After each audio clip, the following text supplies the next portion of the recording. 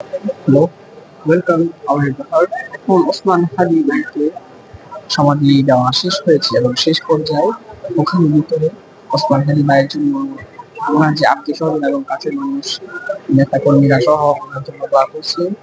আর যে ঢাকা বিশ্ববিদ্যালয়ের যে কেন্দ্রীয় মসজিদ, যে কেন্দ্রীয় স্থানটা, যে রাস্তাটা আছে, সেটা দিয়ে কোনো মানুষ প্রবেশ করতে পারছে না এবং এই রাস্তা ব্লক করা হয়েছে আইন শৃঙ্খলা বাহিনী দিয়ে। কোনো সাধারণ মানুষ সেটা দিয়ে প্রবেশ করতে পারে না। এখানে বিজিবি, র্যাব, স্বেচ্ছাসেবক বাহিনী সহ অনেককেই এখানে মোতায়েন করা হয়েছে। উম, ওনার জন্য এখন দোয়া প্রার্থনা করা হয়েছে